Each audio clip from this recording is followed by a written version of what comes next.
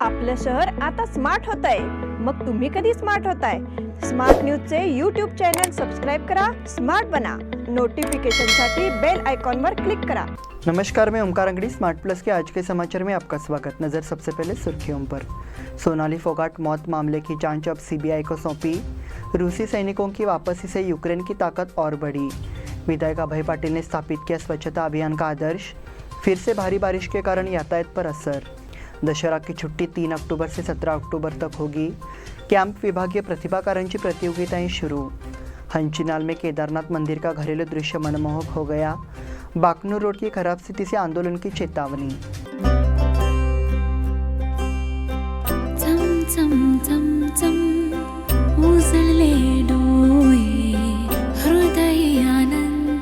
BS Channabasappa and Sons, the textile mall at Tilakwadi, Belagavi.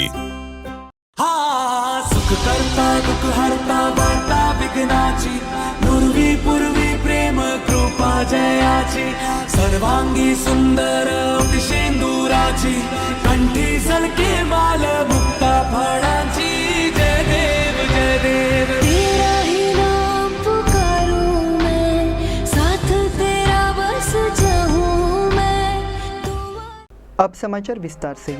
Goa के मुख्यमंत्री प्रमोद सावंत ने जानकारी दी है कि भाजपा नेता और अभिनेत्री सोनाली फोगाट की मौत की जांच सीबीआई को सौंपी जाएगी. फोगाट परिवार ने सोनाली की मौत पर शक जताया.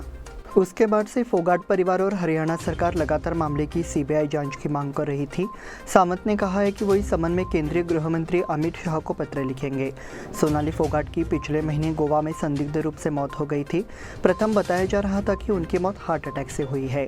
हरियाणा के मुख्यमंत्री मनोहर लाल खट्टर ने कहा था कि अगर फोगाट परिवार गोवा पुलिस की जांच से असंतुष्ट है तो मामला सीबीआई को सौंप दिया जाएगा. उसके बाद आज गोवा के मुख्यमंत्री ने इस मामले की जांच की अगली दिशा स्पष्ट की है. रूसी सैनिकों की वापसी से यूक्रेन की ताकत और बढ़ी. रविवार को रूस के लिए यूक्रेन के दूसरे सबसे महत्वपूर्ण शहर खार्किव से सैनिकों को वापस लेने का समय आया. यूक्रेनी सेना के तीव्र आंदोलन और भारी पलटवार के खिलाफ रूसी सेना खुद को बनाए नहीं रख सकी. इसलिए खार्किव में महत्वपूर्ण ठिकानों की यूक्रेन में वापसी के साथ युद्ध की तस्वीर समाप्त होने की संभावना है. पिछले हफ्ते से यूक्रेन की सेना बहुत तेजी से आगे बढ़ रही है. उन्होंने खार्किव में प्रमुख ठिकानों और मार्गों पर फिर से कब्जा कर लिया है. इसके कारण गतिरोध की संभावना के बाद रूसी सेना को डोनेट्स्क क्षेत्र में वापस जाना पड़ा. इसे यूक्रेन की सेना की अब तक की सबसे बड़ी सफलता माना जा रहा है. हालांकि रूस ने दावा किया है कि उसने डोनेट्स्क में सैन्य उपस्थिति बढ़ाने के लिए खार्किव से सैनिक भेजे हैं, लेकिन समर्थक अब रूस की आलोचना भी कर रहे हैं. चेचनिया में रूस समर्थक नेता रमजान कादिरोव ने रूसी सैन्य अधिकारियों पर गलती करने और इसे वापस लेने का समय बताने का आरोप लगाया है. विधायक अभय पाटिल ने स्थापित किया स्वच्छता अभियान का आदर्श. श्री विसर्जन के बाद उत्पन्न होने वाली अस्वच्छता सदैव चिंता का विषय होती है. नागरिकों की अपेक्षा है कि प्रशासन इस गंदगी को दूर करने के लिए पहल करे. हालांकि प्रशासन को बताना ही काफ़ी नहीं है, बल्कि सफाई के लिए आप भी पहल करें. इसी को ध्यान में रखते हुए बेलगाम दक्षिण के विधायक अभय पाटिल ने खुद इस अभियान की शुरुआत की, जिसे समाज के सामने एक मिसाल भी कायम की है. उन्होंने इस सफाई अभियान को श्री कपिलेश्वर झील और रामेश्वर तीर्थ झील में चलाया, जहाँ श्री विसर्जन को ले जाया गया था. निर्माल्य विसर्जन के दौरान फेंके गए कुछ प्लास्टिक बैग और अन्य कचरे को साफ किया गया. उन्होंने इन सभी को कचरा ट्रक में रखने की भी पहल की. इसमें लगभग 75 स्वयंसेवकों ने भाग लिया. इसलिए इस पहल का नागरिकों द्वारा स्वागत किया जा रहा है. फिर से भारी बारिश के कारण यातायात पर असर. पिछले 4 दिनों से लगातार हो रही बारिश थमने का नाम नहीं ले रही है. इससे शहर और तालुका क्षेत्र में जनजीवन ठप हो गया है. बारिश के कारण शहर में जनजीवन अस्त व्यस्त हो गया है, तो एक बार फिर बाढ़ संकट के कारण तालुका का किसान राजा डरा हुआ है. लगातार हो रही बारिश लोगों के लिए परेशानी का सबब बन गई है. अगस्त में हुई भारी बारिश ने कुछ दिनों के लिए विराम ले लिया. ये एक राहत थी. हालांकि गणेश उत्सव के 2 दिन बाद फिर बारिश शुरू हो गई है. अनंत चतुर्दशी के बाद तूफानी बारिश जारी है. इसके चलते कारोबार चौपट हो गए हैं. वही मौसम भी सर्द हो गया है. तालुका क्षेत्र में खेतों में फिर पानी जमा हो गया है. जिले में नदियां और नहरें एक बार फिर तेज रफ्तार से बहने लगी है. इससे जिले पर एक बार फिर बाढ़ का साया छाया हुआ है. दशहरा की छुट्टी 3 अक्टूबर से 17 अक्टूबर तक होगी। राज्य शिक्षा विभाग की ओर से इस साल दशहरे की छुट्टी घोषित की है। दशहरा छुट्टी 3 अक्टूबर से शुरू होगी और 17 अक्टूबर तक चलेगी।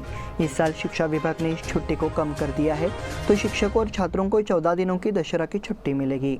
पिछले 2 साल से कोरोना संकट के चलते स्कूल देरी से शुरू हुए, परिणाम स्वरूप छात्रों को दशहरा की छुट्टी नहीं दी गई। लेकिन इस बार हालांकि शैक्षिक वर्ष जल्दी शुरू हो गया है, दशहरा की छुट्टी छोटी कर दी गई है। गांधी जयंती के बाद सोमवार 3 अक्टूबर से दशहरे की छुट्टी शुरू होगी, फिर सोमवार को 17 अक्टूबर से स्कूल खुलेंगे। कैंप विभागीय प्रतिभा कारंजी प्रतियोगिताएं शुरू। शिक्षा विभाग की ओर से आयोजित कैंप विभागीय प्रतिभा कारंजी प्रतियोगिता अब शुरू हो गई है। सोमवार को बीके मॉडल स्कूल के सभागृह में इसकी शानदार शुरुआत हो गई। इन प्रतियोगिताओं में कैंप विभाग के सभी माध्यमों के विद्यालयों से बड़ी संख्या में विद्यार्थियों ने भाग लिया। इस प्रतियोगिता के माध्यम से विभिन्न बौद्धिक और सांस्कृतिक गतिविधियों का आयोजन किया जाएगा, ऐसा विचार शिक्षा विभाग के समन्वय अधिकारी ID हिरेमठ ने दिया। उन्होंने प्रतियोगिता में भाग लेने वाले छात्रों को बधाई दी। इस अवसर पर बेलगाम तालुका शिक्षा विभाग के अधिकारी बाबू सोगलन्नावर ने भी अपने विचार व्यक्त किए। मॉडल इंग्लिश मीडियम स्कूल के प्राचार्य doctor Sucheta Kulkarni, BK model school के प्राचार्य SN चाटे, NS पै विद्यालय की प्राचार्य राधिका नाइक ने पहल की। प्रतियोगिता का शुभारंभ दीप प्रज्वलित कर किया गया। प्रतियोगिता में भाग लेने वाले विद्यार्थी एवं विद्यालयों के शिक्षक प्रतिनिधि उपस्थित थे। हंचीनाल में केदारनाथ मंदिर का घरेलू दृश्य मनमोहक हो गया। हंचीनाल का एक युवक कृष्णात कानड़े हर साल गणेश उत्सव के दौरान अपने घर में किसी न किसी पर्यटन स्थल या धार्मिक मंदिर की प्रतिकृति बनाता है। इस साल भी उन्होंने केदारनाथ मंदिर की प्रतिकृति बनाई, जो पूरे देश में प्रसिद्ध है। उत्तराखंड राज्य में और पहाड़ की गोद में स्थित है। इस प्रतिकृति को देखने के बाद आपको एक पल के लिए ऐसा लगेगा कि आप उत्तराखंड में केदारनाथ के असली मंदिर के पास है। इस प्रतिकृति में चारों तरफ बर्फीले पहाड़, गंगा की एक सहायक नदी मंदाकिनी नदी को इस पर्वत में दिखाया गया है। इसके साथ ही बीच में भगवान शंकर का केदारनाथ मंदिर और एक तरफ त्रिशूल बनाया गया है। शंकर के आकार में गणेश की मूर्ति स्थापित है। कृष्णत कानड़े ने कहा कि उन्हें दोस्तों और परिवार से भी समर्थन मिला है। कला के इस काम को देखने के लिए हंचीनाल और आसपास के क्षेत्रों के नागरिकों ने बड़ी संख्या में दौरा किया और कृष्णत कानड़े की सराहना की है। बाकनूर रोड की खराब स्थिति से आंदोलन की चेतावनी। बेलगाम तालुका के बाकनूर गांव की सड़क पूरी तरह बह गई है। इस कारण ये सड़क बदहाल है। इस पर संज्ञान लेते हुए ग्रामीणों ने चेतावनी दी है कि इस सड़क की तत्काल मरम्मत की जाए, अन्यथा जोरदार आंदोलन किया जाएगा। इस सड़क पर बने गड्ढों के कारण सड़क पर समस्या बढ़ गई है। साथ ही कई छोटे बड़े गड्ढे सड़क पर गिर गए हैं। यहाँ से आने जाने में कई तरह की बाधाएं आती हैं। साथ ही दोपहिया वाहन चालकों को भी हादसों का सामना करना पड़ रहा है। इस संबंध में जनप्रतिनिधियों से उक्त सड़क की मरम्मत करने का अनुरोध किया गया है। हालांकि इसे अक्षम्य रूप से उपेक्षित किया गया है। ग्रामीणों ने चेतावनी दी है कि इसे गंभीरता से लिया जाना चाहिए, नहीं तो कड़ा आंदोलन किया जाएगा। इस बुलेटिन में वक्त हो गए हैं छोटे से ब्रेक का। देखते रहिए स्मार्ट प्लस।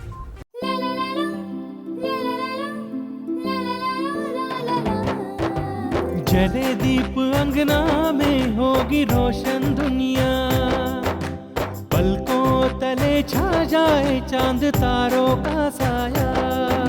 रंगोली में खिले रंग खुशियों की भी तरानी, तन मन झिलमिल जाए हर पल होंगी सुहानी।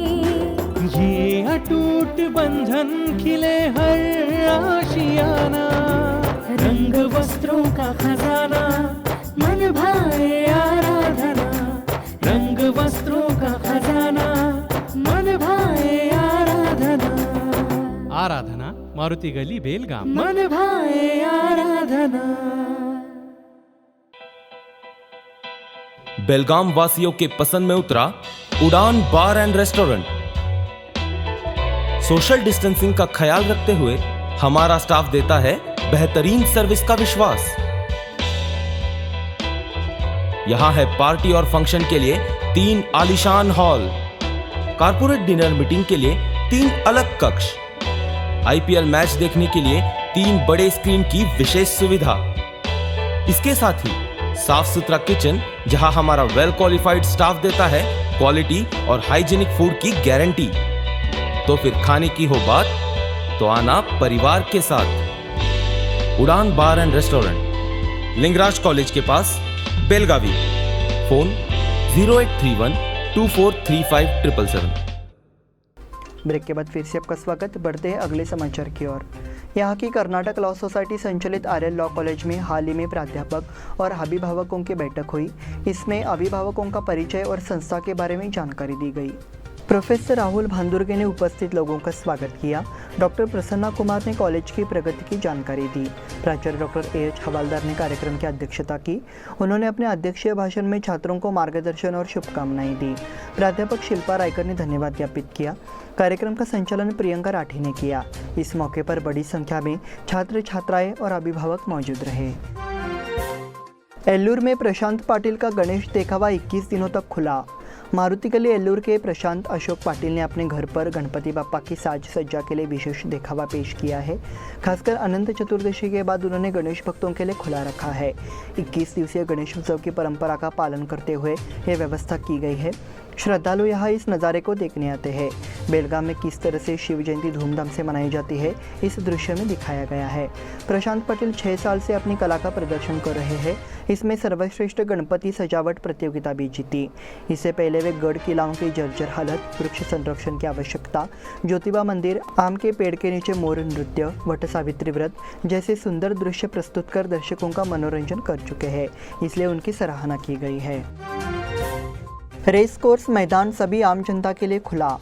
तेंदुए के डर से रेस कोर्स मैदान पिछले 1 महीने से आम जनता के लिए बंद कर दिया गया था। इससे मॉर्निंग वॉक करने वालों और गोल्फ खेलने वाले नागरिकों को समस्या हो रही थी। तेंदुए के लिए 1 महीने तक तलाशी अभियान चलाया गया था। वन विभाग से तेंदुआ के एक स्थान से दूसरे स्थान पर पलायन की सूचना मिलने के बाद रेस कोर्स मैदान को फिर से खोल दिया गया है। रेस कोर्स क्षेत्र 250 एकड़ में फैला हुआ है और घने वनस्पतियों से घिरा हुआ है, इसलिए इस क्षेत्र में सुबह और शाम के समय मॉर्निंग वॉक करने वालों की संख्या अधिक है। इसके अलावा युवा और बूढ़े बड़ी संख्या में पैदल चलने के लिए प्रवेश कर रहे हैं। लेकिन तेंदुए के डर से रेस कोर्स क्षेत्र को मॉर्निंग वॉक के लिए पिछले 1 महीने से बंद कर दिया गया था। इस बीच वन विभाग ने स्पष्ट किया है कि तेंदुआ रेस कोर्स छोड़ चुका है, तो यह मैदान खुला है। साथ ही पिछले 1 महीने से बंद रेस कोर्स में गोल्फ का खेल भी शुरू हो गया है, इसलिए गोल्फ खेलने वाले नागरिक अपनी संतुष्टि व्यक्त कर रहे हैं। हिंदू जनजागृति समिति द्वारा शंकराचार्य स्वामी स्वरूपानंद सरस्वती को श्रद्धांजलि। हिंदू जनजागृति समिति द्वारा शंकराचार्य स्वामी स्वरूपानंद सरस्वती को श्रद्धांजलि अर्पित की गई है। सनातन संस्था के राष्ट्रीय प्रवक्ता श्री चेतन राजहंस ने शंकराचार्य के चरणों में श्रद्धांजलि दी है। उन्होंने अपना पूरा जीवन हिंदू धर्म के प्रचार और संरक्षण के लिए समर्पित कर दिया। वर्ष 2015 में गोविंद पानसरे हत्याकांड में जब सनातन संस्था पर गैर जिम्मेदारी का आरोप लगा, तो नासिक के कुंभ मेले में खुद शंकराचार्य स्वामी स्वरूपानंद सरस्वती ने सनातन संस्था की बेगुनाही को मीडिया के सामने जोरदार तरीके से पेश किया। राजहंस ने यह भी कहा कि शंकराचार्य का पद धारण करके उनके द्वारा किए गए महान कार्यों को इतिहास याद रखेगा, जो भारत में सर्वश्रेष्ठ है। स्वरमल्लार फाउंडेशन द्वारा बहारदार गायन बैठक संपन्न।